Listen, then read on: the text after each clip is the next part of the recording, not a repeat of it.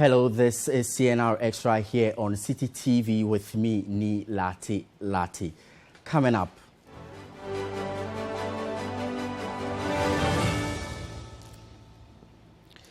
Two days of sustained rains in Okyenhene in the eastern region caused destruction to property as residents flee their homes. I should say half of the town has been consumed, has been flooded. The whole place is covered up with a river. This is just unprecedented. According to the elderly people in the community whom I inquired today after. Also coming up, Okyenhene Amotia Oforipeni bars the sale of cocoa farmlands in the eastern region for the purposes of illegal mining.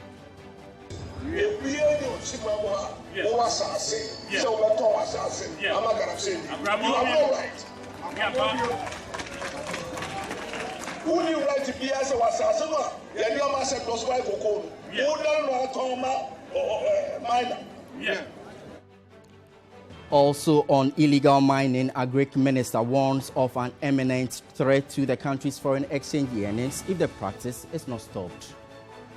The danger of these cyanides and these very dangerous chemicals going into the chain, into our product which we send abroad, to endanger our export earnings. That is, for me, the biggest concern.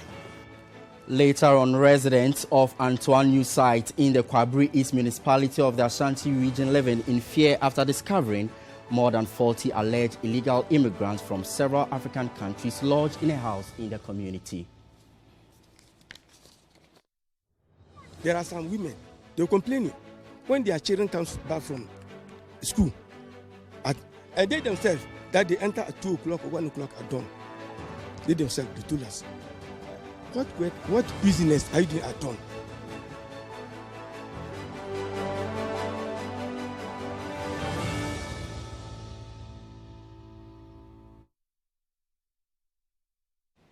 Welcome again to the show. This is CNR Extra. It is interactive. We really want to hear from you. What do you make of the stories we are bringing you?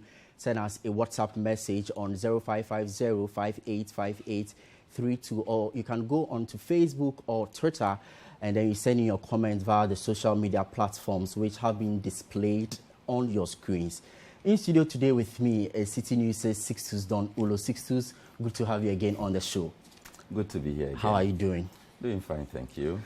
All right, fantastic. Let's move on and begin from the eastern region today, specifically Okyenhene, because it's been raining continuously for 2 days and residents there have had the cause to deal with the inundation of flood waters there. Well, the residents are counting their losses and also demanding immediate intervention. Hundreds of residents at Okyenhene in the New Jabeng North municipality of the eastern region have fled their homes after several hours of downpour submerged their homes. The rains which started yesterday became worse after the Densu River, which flows through the community, overflowed its banks at around 10 a.m. today. Thousands of properties have been lost as it continues to rain, and the situation may worsen. Personnel from the Eastern Regional Headquarters of the National Fire Service and the Ghana Police Service responding to distress calls from residents were left helpless as they could not access the community. Commuters on the Koforidua-Suhum stretch have been left stranded. In an interview with Citi News, some home and business owners who have abandoned their homes and shops want government's assistance. I spoke with him before even the rain started, but I got here and he called me that I have to use the Nyamikrum route, but I actually don't know the route. So I thought there was a minor problem at the roadside, but I just got here and I realized it's too bad. So we'll plead with the authorities to quickly do something about it because it's very dangerous. If these rains should persist for a week or two, we are not going to get good news. So me, personally, my opinion, I feel your authorities must do something about it. At the moment, I should say half of the town has been consumed, has been flooded. The whole place is covered up. This is unprecedented. According to the elderly people in the community whom I inquired today after 10, they say that it's been about over 54 years since they saw something of the sort. That was 1968. And this is just unprecedented. Where we are right now, as you can see, the river is spreading its tentacles, consuming all the houses, covering up all the houses. And I think this calls for a national attention, because people are being displaced where they are taking their things to the same places to the river is chasing them up there. It is just a serious situation which calls for a national attention. There are 2 days next year, let's start here. So I think and you want much here and start here. So we are on mattress and see for in us. So omuni baby ombeda omudai na bubu adai bubu ono no dirandi ene nyina bubu ise de ere ya fiko voda baya e shobo ase akoru nzongo yesu ene manyana ase. We'll now go over the phone lines and speak to our Eastern Regional correspondent, Neil Ni Amate Kanaku, who has been covering this story to throw some more light on the situation. Kanaku, tell us what the current situation is right now. Thank you very much, Enno, and good evening to our cherished viewers back home. Now, the situation is getting out of hand here in the Eastern Regional Capital Area. Currently, I'm at the New Job and North Municipality, that is Abrewan Kwanta to be precise. Now, those who know Koperida, Abrewan Kwanta is located on the main stretch of the Accra, Koperida Road. Now, when you are going to Suhum, you can also use the Abrewan Kwanta stretch. That is the main runabout which enters into Koperida. Now, the whole environment, the whole place has been submerged after several hours of rainfall. Now, the rain started somewhere on Saturday dawn, and it came down a bit. But this morning, it began raining again, and from Insuano to Koforidua, majority of the areas have been submerged now. Now, the Electricity Company of Ghana, as a result, have cut supply to majority of the areas to avoid any fatality or disaster. The Electricity Company of Ghana is also working closely with the local assembly to ensure that the displaced residents are also get some sort of shelter. Now, NATMO is on the ground, the police are on the ground, the National Fire Service are also on the ground trying to assist the local assembly to get a place for the displaced residents. The situation is getting out of hand as I speak now, because I've been stuck here for more than 5 hours. Cars are not going, cars are not coming in. Residents who are traveling, commuters who are traveling from the region or connecting to the Volta region are all stuck here. Now, it's been raining for some hours now, and I'm being told that a filling station located at Efijase, a Gulf filling station located at Efijase, I'm being told have recorded some leakages in their underground tank. Well, so it is not only Accra that is currently experiencing flooding as a result of the onset of the rain, Sixtus. Now we are experiencing similar instances in, the eastern region, which we are made to believe that in fact, this is not the first time the eastern region has experienced flood in this particular magnitude. Last year, something similar happened. Bridges collapsed. Mm-hmm. Many residents were rendered homeless. A lot of socio-economic activities came to a halt and all that. And this time around, 2 days of continuous rains, and residents are still really under the impact. But should we be surprised? I mean, don't we have the men? We do, and but the men are complaining of lack of equipment. I think a lot of us are still not taking seriously weather warning signals from the Meteo services. Agency. We still look at, when we get the alerts, a lot of Ghanaians will still look at the alert and say that, we can't even trust them. Their equipment are not up to date. They are not up to date. They are not reliable. But I think that the time has come. I think that for us in-house, the alerts we have been receiving, we get them and they are accurate. without fear. Let me say that they have not failed us so far. So I think that we should begin to pay attention to the forecast that comes out of the meteo services. That's number one. Number two, we should have by now mapped out, various risk zones around the country.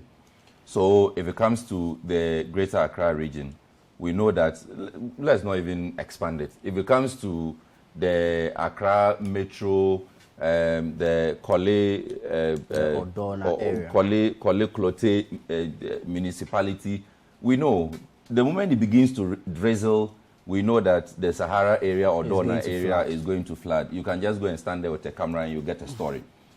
The moment it begins to drizzle, we know that the Kaneshi stretch, we know there's going to be flooding there.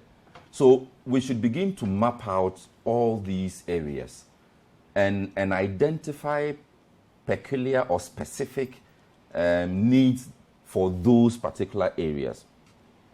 Now, from the story that we have just seen, in this particular area, the New Jabin area that we have just seen, the Zongo area that we have just seen, they describe it as unprecedented, that this is the first time in about 54 years they are experiencing that. Well, that may pose a different challenge. But I don't know what it's with regards to that specific enclave. I've seen something, floating around on social media that galamsey causes flooding in so areas. I don't know whether it's with regards to the specific story that we have just seen. But I think that, and that leads me to the third point, that we should begin to associate all the areas that the vegetative cover has been depleted, the environment has been destroyed, water bodies are destroyed, banks and all of those things, all the protective covers are removed.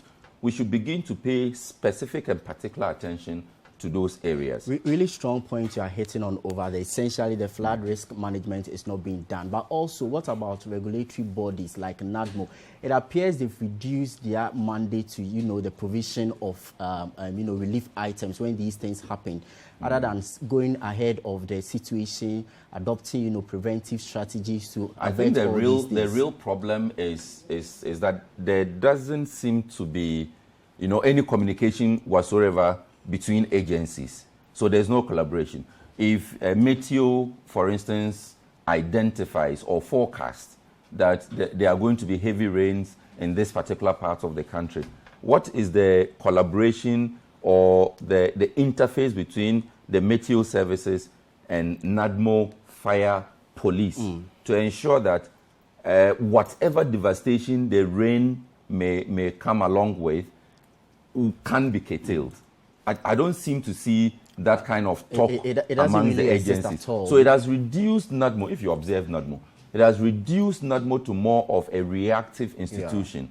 Yeah. Okay, there was one incident that we went to the Teshi Estate area, one rain, and I met the director of operations in the rain, trying to now identify some of the problems that may have led to the flooding. But I think that if there's communication amongst the various agencies, the relevant institutions, we won't have some of the problems that we have. Whilst we are this, we know that flooding is a natural disaster, but there are also some human and environmental factors. So we also want to encourage residents to desist from, improper disposal of waste. We also have to check the drainage system and the depletion of, the various vegetation. We should all make it a point that we keep our environment safe so that we do not reel under the impacts of flood, because the rains are in. Meteo agency says that we should expect more rains and we don't want to see a lot of casualties in there. But I want to stay in the eastern region because the Okyenhene has been speaking. In fact, he has barred the sale of cocoa farms to illegal miners, in fact absolving chiefs from any blame as far as Ghana's fight against illegal mining is concerned. Penny, the overlord of Achimebwa State, has reiterated calls for government and the Ministry of Lands and Natural Resources to review the community mining project. The environmentalist, who on several platforms has stated that the community mining project is galamsey in disguise, says farmlands and water bodies are still being degraded and polluted. Speaking at the climax of this year's Cocoa Day celebration in Suhum over the weekend, Osajifo Amotiel for Okyenhene, who condemned recent surge in galamsey, sale of farmlands to illegal miners, and the exemption of chiefs in policy making, said actions of environmental task force is just to protect the future of children in the country. He says the activities of illegal mining in Ghana must end. Galamsey. Yeah. Galamsey. Yeah. Right here. Mama Penny, a commander chief. Yeah. And a waka. Yeah. Waka said, "Yen galamsey." Yeah. That yen chudas. Yeah. But okay, yeah. Okay, yeah. And the good thing I don't know. Yeah. And it's a Ghana, she said, yeah. The gold nation as yeah. In war of my penny and some, the journalists of my and don't think. Yeah. And on council. Said the president's club at Bonua. Yeah. Galamsey. Yeah, but there's war commander in chief. Yeah. Now small staff war. Yeah. Now small Crawford and the Moko where now when they be and Koye. Yeah. And Koye. Yeah. And yet Adama Nananum. Yeah. And the big Sassi Emma. Yeah. Because I said on the community man and bar, we didn't because community man ended Juma. Yeah, and what ended Juma? Yeah. The can be also said, yeah, you have a fit to all, yeah, we just have him. Yeah. You fix him, you can't. Yeah. Reacting to various allegations leveled against traditional leaders for the worsening state of illegal mining in the country, Okyenhene for Okyenhene, who indicated that no farmer has the right to sell off farmlands to illegal miners, said no chief has the financial prowess to purchase excavators, which are mostly used for illegal mining. Yeah.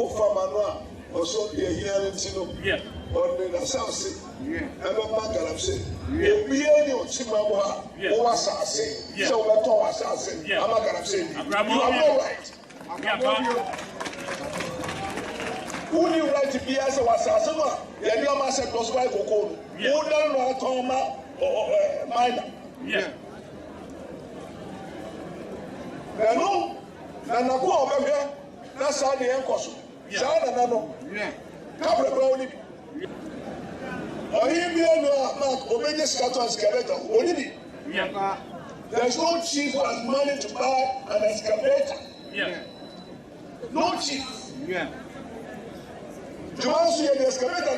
Yeah. Well, so the chiefs, who many have been pointing accusing fingers to as a result of Ghana's fight against illegal mining, say they cannot be blamed for the activities going on. In fact, they say that it is government that is issuing out the licenses without recourse to the law. So when people come in there to mine or prospect for, any of the mineral resources, they are simply not able to take action. But chiefs are supposed to be agents of change, whether they are behind it or not. Shouldn't they be concerned with the activities going on in their areas? Because we know that Okyenhene has also made a similar remark. Yes, they should be concerned, but to what extent are they involved? We are seeing a fight brew between traditional leadership and the political leadership, and it's going to escalate if not properly managed.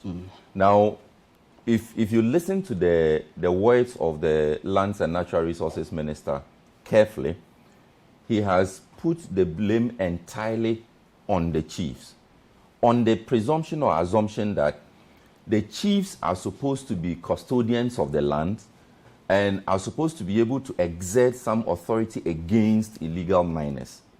Now, the response we get from the chiefs is telling that we may be custodians of the land, but we have no say whatsoever in who comes to mine on our lands. So a landlord is sitting there. By the time he realizes there's an excavator digging under his house, you ask and they tell you that they have the license. The license. To do so. There's no way they can verify that. I think it's one of the manifestations of the overly centralized administration or administrative system of governance that we have in the country. To the extent that the chiefs in these mining areas, and I'm saying this purely based on the submissions that we have heard from they themselves, to the extent that they are not involved in who comes or how the licensings are issued, it is problematic. They should be able to, at a certain level, be able to tell that, yes, indeed, you have been given a prospecting license, he has been given a mining license, he has been given... So the chiefs should know who has what kind of business on their lands. There shouldn't be any compromise whatsoever about that. But it appears as if we have the problem is getting out of hand, and we are turning around to blame the landlords for not keeping a watchful eye over the land. But again, earlier I talked about communication between and amongst institutions. We don't seem to see that communication. If what the Asantehene and the Okyenhene is anything, what they have said, if it's anything to go by at all, I think that there should be better interaction. I think that there should be proper consultations. I mean, we know that the Constitution says that the resources are held in trust, for the people. So it doesn't mean that the minister can sign off on any lease at all without doing the proper consultations. So for you, you really think that the centralized system is not really helping? You at think all. That it should rather be a bottom-up approach other than an up-bottom approach? A top-down approach. And in fact, the chiefs we have seen in many instances, people are pointing accusing fingers at them. In fact, Okyenhene even mentioned that chiefs do not even have the financial muscle to even purchase an excavator. Well, which is a statement I will cautiously and respectfully disagree with. I mean, we know that, yes, some of the chiefs may not have the wherewithal to be able to purchase such big machines and all of that. But we also know that there are chiefs who have what it takes to procure some of those machines. And the funny thing is that when these names come up, you see these people, denying the fact that they are not involved and all that. And last week I talked about the people we arrest as against the people who are actually behind the practices and activities of illegal mining. So the two are not the same at all. The man you meet on the ground is not really the man behind it. And as to whether the man behind it can even lead you, the one on the ground can even lead you to the man behind it is another problem. But I want to believe, and that is why I will agree with the minister. I want to believe that no matter how broken the relationship is between the traditional authority and the state management, it is simply not possible for people to just walk into a land and start mining, you see. And we have to also look at the statement that the Asantehene made on another level. He talks about chiefs not being involved.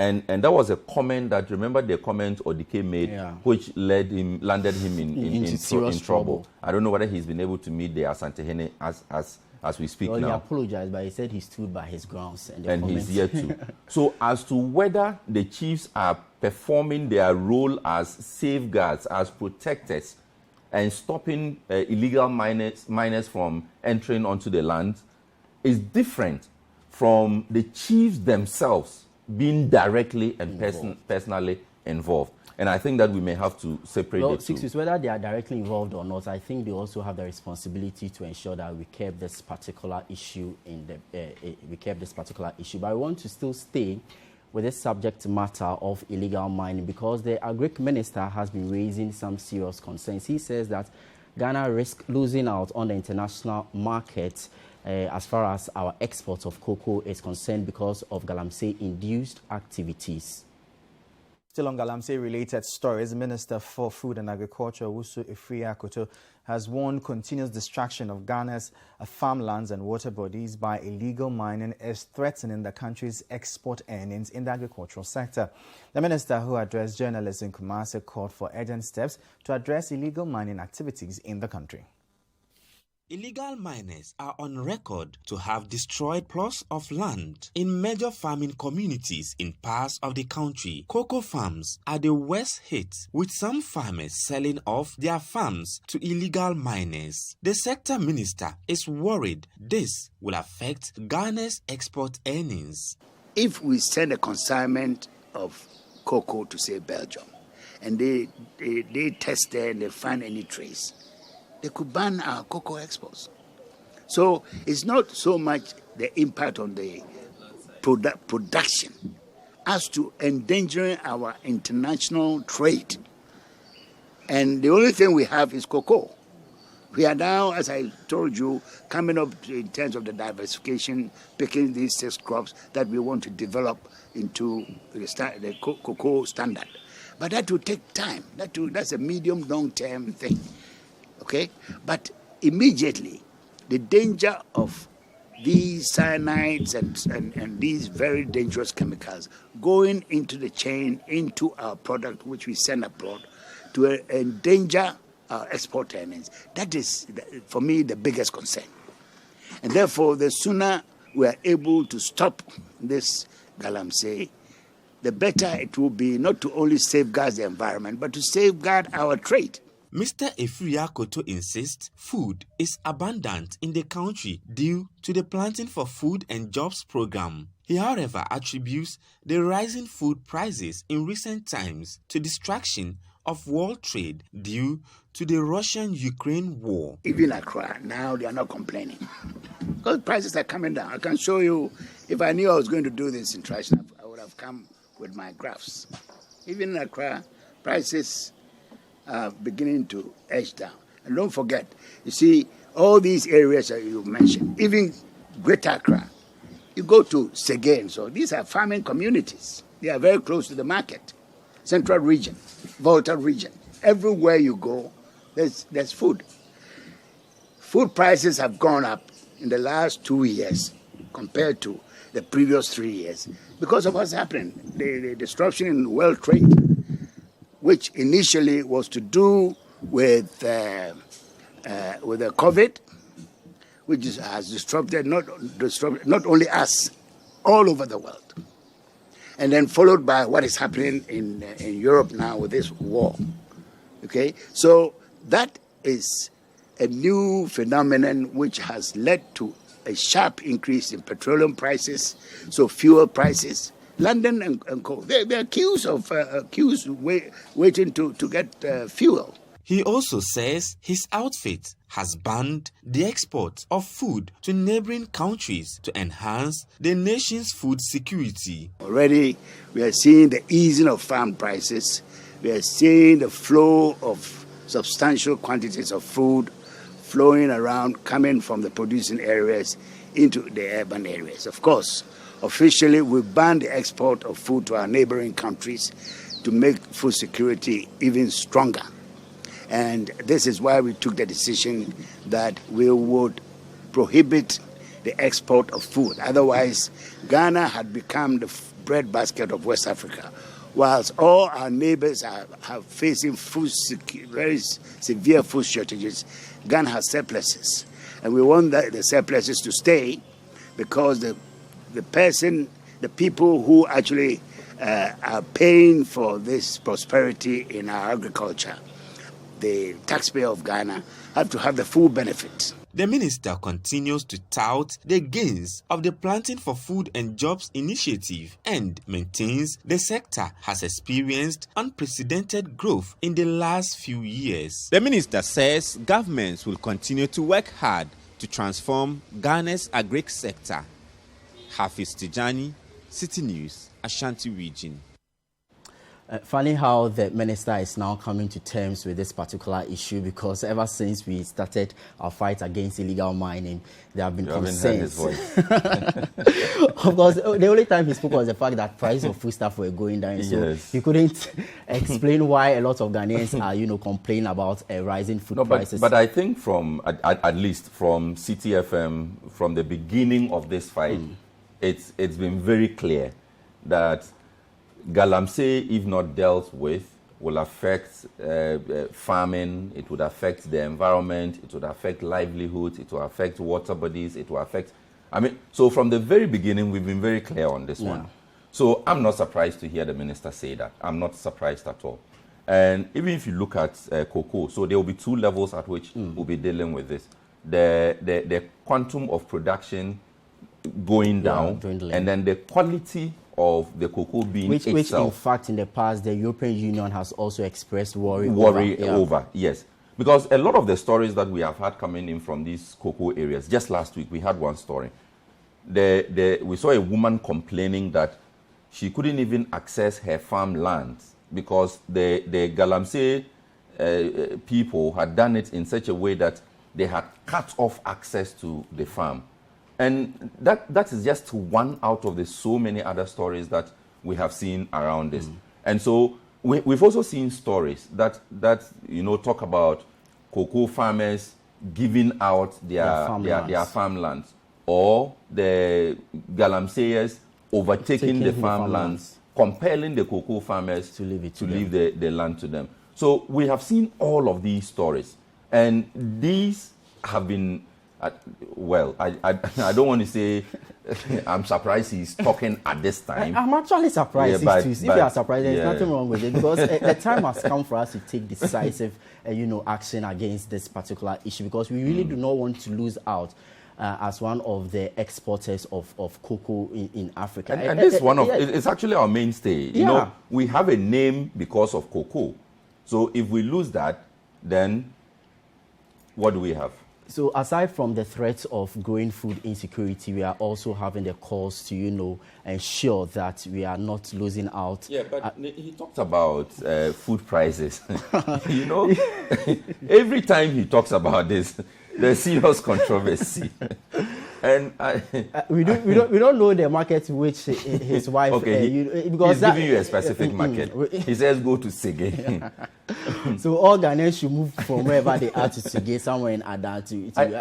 I think, well, to be fair to him and to the ministry, I think 2 weeks ago or so, there was a Kesre survey on the Citi CBS. People called in with food prices from their various respective locations. And we realized that for something like plantain and those ones that are in season at the moment, prices are cheap. But that's the operative word, in season. So prices are cheap. Out of season. Now, when it's out of season, what happens? So people within the Sunyai area are having fun. They can eat. But even though the thing is in season, in Accra, it's still a serious problem. You go to the Madina market, you go to Tema market, you go to Malamata, you go to Makola, and you have serious problem with prices. So I don't know whether we are being selective with the markets we survey for these kinds of statistics that the minister and the ministry puts out. We can go with the Ghana Statistical Service, because the inflation is mostly food inflation driven. So we have to really know that, in fact, prices of foodstuff are going high. But this is still CNR Extra. Tell us what you make of the stories you are bringing you. You can do that on WhatsApp 0550-585832, or go onto Facebook and Twitter and leave your comments there, and then we'll read it out to the rest of the world. But still to come on CNR Extra. Residents of Antoine New Site in the Ashanti region living in fear after discovering more than 40 alleged illegal immigrants from several African countries lodged in a house in the community. We are back with that and more. Please do stay with us. Welcome back to CNR Extra. Thank you so much for staying with us. Let's move on and take you to the Ashanti region, because residents in Antoine New Site are really raising some concerns. They say their lives are really in danger because some illegal immigrants have taken over the community. You're welcome back. Residents of Antoine site in the Kwabere East Municipality of the Ashanti region say they are living in fear after discovering that 48 alleged illegal immigrants from several African countries are lodging in a house in the area. Members of the Landlords Association who fear the presence of these foreign nationals pose a security threat are thus urging the police and the Ghana Immigration Service to conduct thorough investigations into their operations. Citi News' Bureau Chief for the Middle Belt, Edward Opomafo, reports. All the 48 foreign nationals live in one house here at Antoine site in the Ashanti region. They comprise 38 males and 10 females who are mainly young adults. They are from countries such as Burkina Faso, Cote d'Ivoire, Cameroon, Mali, among others. Some of them who spoke to Citi News admitted that they entered the country illegally. They were, however, evasive with respect to who their leader is and what specifically they are into. Those who spoke to Citi News indicated that they have been in the country for the past 7 months and only disclosed that they are into e-commerce and do not move out of the house. We people, each man don't have enough money to rent a room. Okay. Yeah, that's why we collect the money to take a house. I don't know if we are clear at this point. So what exactly do you do? We are doing e-commerce. E-commerce, what exactly? On a normal day, what do you do? Or the women here, what do they do? No, every woman is a worker. We work is e-commerce. Because every man, instead here in Ghana, know what is mean by e-commerce, selling by internet. So you don't move out of the house? Yeah, it's global business. When we said about e-commerce, it's a global business. So how did you get into the country and how has it been so far? We get in the country by normal way. How? Normal way. Is it by flight or by land? How was it like and which of the borders? No, I cannot walk to reach in Ghana. The problem is not the way I used to come. The problem where we are talking here is about what I'm doing. What I'm doing is e-commerce, global business. So what kind of business are you into? What kind of things do you sell? It's selling. Sell what exactly? Product. And those health products. And the health products, is that you're selling to Ghanaians or everyone at all can get a product? Everyone. And so why did you are in Nigeria, you need the product, we can sell the product for you. And are those ones approved by the FDA? Bring back the product for you. But so if that is the case, why didn't you sell them in your country and you decided to come to Ghana to engage in it?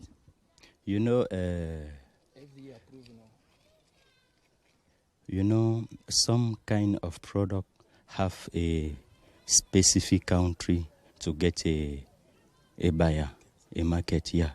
So what products are you into that you think Ghana is the most ideal place for you to come to? That is a health product, to skin feel good. And those ones, are they approved by Ghana's Food and Drugs Authority?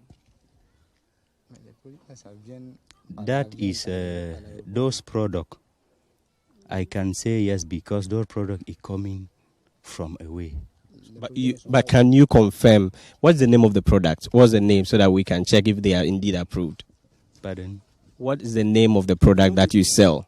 But if you are my customer, I can give you the name of my product. But you can't tell us the name of it. So if you want a lot of people to buy from you, so saying it at least people. No, because we are here, we are not talking about. It's not a marketing interview. This is not a marketing interview, so I'm free to give the name or not. I'm doing e-commerce in Ghana. You are doing e-commerce in Ghana. So when did you arrive? Is it like 7 months ago, like your colleague said? And working in the house all the time, residents within Antoine site are suspicious and are growing increasingly apprehensive as they fear they may be in danger. It is in view of this and also in line with government's if you see something, say something agenda that a landlords association in the area called the police to storm the police. The police, however, say the matter will be transferred to the Ghana Immigration Service to handle. It is, however, unclear when investigations will begin into the operations of these foreign nationals. For the residents, they want urgent measures to be taken by the relevant authorities. We came here as a group to come and then monitor the situation. So when we got here, we noticed there were so many of them staying here. So we called the police. We called the 18555 number. They relayed it through their channel of communication to the district commander here at Okyenhene. And then he asked some of his patrol members to come and check. So our fear was, as part of the operation, if you see something, say something. Could it be that these people are victims of a crime syndicate? Could it also be that genuinely they came here to hustle and earn a living for themselves?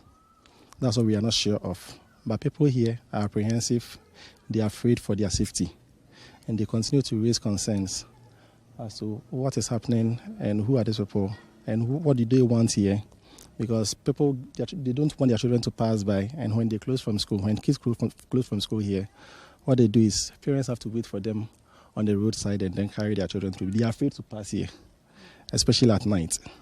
So what could be the situation? So ours is to ask questions. Look, this morning, there are some women, they're complaining when their children come back from school, and they themselves, that they enter at 2 o'clock or 1 o'clock at dawn. They themselves, they told us, what business are you doing at dawn? You see, that's why we say, no, we want to know how and what they are doing here. We want to, maybe we cannot say we don't want to live with them, but we want to see who they are and what they are. That's why we want. The residents also want the security agencies to thoroughly investigate the activities of the immigrants. There is still anxiety among members of the Antoine side community as the immigrants even attempted to lock the news team and leaders of the Landlords Association during Citi News' visit to their house. The issue of alleged illegal foreign nationals gathering in houses in the Ashanti region is not new, as barely a week ago, the police arrested 21 foreign nationals at Okyenhene in the Jusu municipality. The residents within this community are living in fear, and they are thus calling on relevant authorities to really probe the activities of these foreigners. For Citi News, I'm Edward Upon-Malfo. Antwa. These are not your regular illegal immigrants. At all. Looking at the kind of operation they are engaged in, their activities, the kind of people they are, how long they've been in the community. And how smart they are.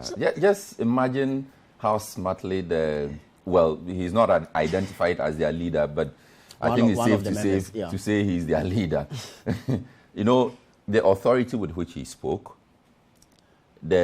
how smartly he answered the question, no matter how hard Mr. Malfo tried, he simply couldn't get the answers out of him. Which is quite serious. And alarming. Yes. I mean, anybody who is trading can easily tell you, I mean, I sell phones, I sell paper, I sell pens. Telling Malfo that the kind of interview it is and which kind of interview does not allow him to. So I think that, first of all, we need to applaud the residents.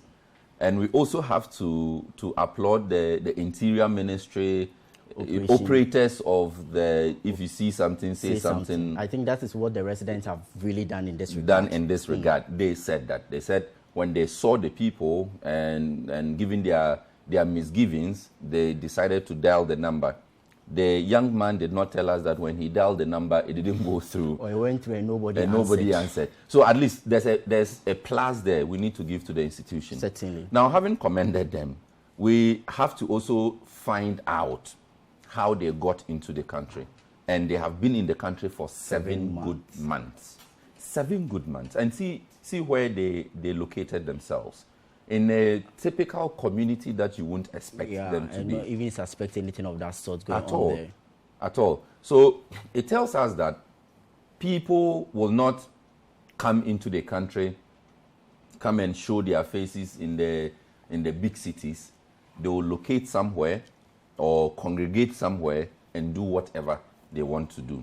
And so we need to, again, have another conversation about our borders and how people get into the country. Largely we know that they are porous, and so we want to entreat the immigration service to be on the lookout for some of these things, and also advise the police in the Ashanti region, because this is something that they really have to look into. And the Ashanti region particularly seems to be becoming an easy access for some of these foreigners. Yeah. Yes, because remember the Aisha 1 case, she ended up in Ashanti region, in fact set up businesses in Ashanti region. And there was another arrest before this, also in the Ashanti region. So a lot of criminal, it looks like violent wherever activity. they come in from, they end up in the Ashanti region. And so the RECSEC really has to take a second look at. So we want to entreat police and other security agencies in the Ashanti region to really be up to the task and ensure that they are able to curtail some of these criminal and violent activities. But the government will, in the coming days, in fact, be giving the beginning of the 2022-2023 cocoa season. They are set to announce the new farm gate prices for cocoa farmers. The government is set to announce a new price for cocoa early next week at the opening day of the crop season, as the committee working on the new pricing are yet to conclude their work. Cocoa farmers in the country have since been urged to help in government's fight against illegal mining by desisting from selling farmlands to illegal miners, popularly known as galamseyers. According to stakeholders in the sector, the practice, if not checked, can wipe away all the gains by the cocoa sector. There's more in this report by Nilnia Mate Kanaku. Government, the Ministry of Food and Agriculture and the Ghana Cocoa Board have raised concerns about the continuous sale of farmlands, especially cocoa plantations, to illegal miners. It has become evidently clear that majority of farmers in cocoa growing areas in the country are now selling off cocoa plantations to illegal miners who are causing destruction to land and water bodies. Speaking at the climax of a 4-day cocoa exhibition in Suhum to mark Cocoa Day celebrations, the Eastern Regional Minister, Seth Kwame Echampong, noted that the sale of cocoa farmlands to galamseyers, if not checked, has a potential of collapsing the cocoa sector. Although cocoa production has existed for years in Ghana, making positive economic impact, the industry is confronted with imminent danger of the sale of cocoa farms for illegal mining activities. This practice, if not checked, could wipe away all the gains made in the country by the cocoa sector. I would therefore wish to use this opportunity to call on our chiefs, who are custodians of our lands, our gallant cocoa farmers, and the cocoa farming communities to say no to the sale of our farmlands for cash, to the detriment of our future and our livelihoods. Delivering an address on behalf of the president of Cocoa and Coffee Farmers Association, Alhaji Abubakar Ahassan, appealed to government to intensify the galamsey fight to save the sector. By many Ghanaians about the devastation of the environment, especially in the cocoa farms. The depletions of our cocoa farms and turning them into gold mining pits leaves much to be desired. The matter has become so serious that the vulnerable cocoa farmers are beginning to believe that selling off their farms for gold mining has become more lucrative than even managing their farms.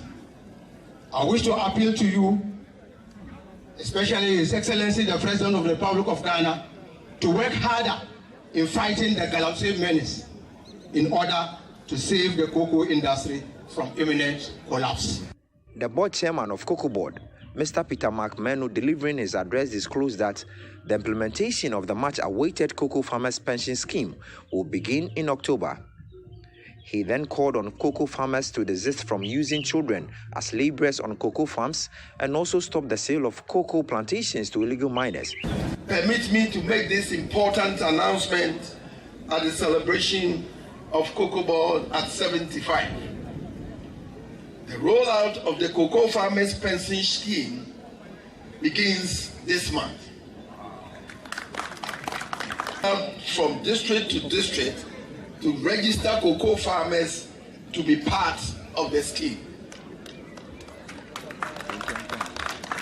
Farmers are, however, encouraged to register to enjoy the benefits of the much-awaited cocoa pension scheme, farmers' pension scheme. As partners, we expect that you will cooperate and work with us to eliminate some of the challenges that threaten our quest for sustainable cocoa production. Here, I am referring to issues such as children on farm, releasing cocoa farms for illegal mining operations, smuggling of farm inputs such as fertilizers, among others. We must put a halt to these practices.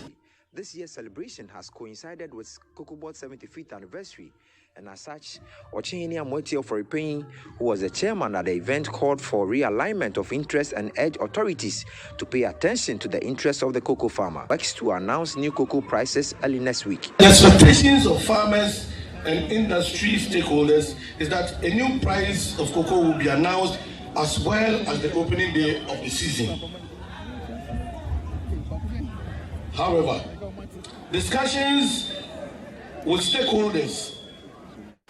Well, this is one of the many issues cocoa farmers in the country have raised in recent times, because they feel that they are being shortchanged when it comes to the prices of cocoa, and that even our neighboring Cote d'Ivoire has recently increased their price. They are also that's why I think, because of the low prices, because remember that the last time government increased price was somewhere in 2020, and so they have had a cause to be selling to neighboring, Ivory Coast and all that. So if government says that indeed is going to announce, because the farmers are calling for about 800, because currently it's 600 Ghana cedis per bag. They want some 200 Ghana cedis in addition and all that.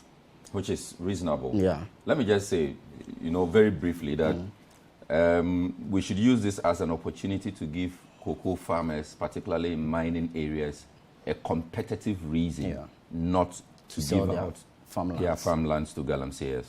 All right, and that's Sixtus there. Let's also hear from you. This message coming in from Kofi Onyemze from Cape Coast says that it is surprising to know that these politicians who come on cameras to condemn illegal mining are the same people behind it. No ordinary Ghanaian will tamper with the law to do galamsey, except those who are in power. Let's hear from you also what you make of the stories you are bringing. But this is CNR Extra, still to come. Bole Nursing and Midwifery Training College calls for government support to address challenges confronting the school. Please stay with us. Welcome back. This is CNR Extra on Citi TV. My name is Larte here with Sixtus Dong-Ullo. Let's go to the Bole Nursing and Midwifery Training College, because they want some infrastructural development issues addressed in the school. Now, management of the Bole Nursing and Midwifery Training College has called on government and stakeholders to assist in addressing the challenges that will make the institution a center of excellence in the country. Authorities of the school say with the right support, the school will achieve its objectives. Citi News' Savannah regional correspondent Richard Fogel was at the event and filed the following report. The Bole Nursing and Midwifery Training College, previously known as the Bole Community Health Nursing Training School, was established in 2012 by the erstwhile John Mahama administration. The establishment of the school was part of the then government's goal of expanding health training institutions to train adequate professionals. The school thus became the second community health nursing training institution in the then northern region, with 64 students, with one program on a temporary campus. 10 years on, the Bole Nursing and Midwifery Training College has a student population of 425 with 3 programs: registered nurse assistant preventive, public health nurse, and post-NAP midwifery. It was therefore a thing of joy when students, staff, chiefs, and other stakeholders gathered at the school's new and permanent campus to clamor its 10th anniversary with a deba. The anniversary was under the theme Producing Quality Healthcare Professionals the role of stakeholders. Speaking at the Deba, the principal of the college, Christina Tedbobre, enumerated some of the successes chalked by the school in the last decade. Nursing Training College has reached a number of noteworthy milestones, the most prominent being has to step in. Basic schools need support, second cycle schools need support, tertiary institutions need support. And no, but more relevantly or importantly, the technical institutions like nursing and midwifery training institutions, they need particular attention. I mean, a lot of them keep complaining about the lack of infrastructure, the lack of equipment for training. Well, in the case of the Bole school, they have a new campus, but they need the other infrastructural things to be able to catch up with their teaching and learning. All right, thank you, Sixtus, for making an appearance on today's edition of CNR Extra here on Citi. We are grateful for your company. Please, my name is Lartey. Do join us same time tomorrow at exactly 11 a.m. on Citi TV. It's indeed your world. Goodbye.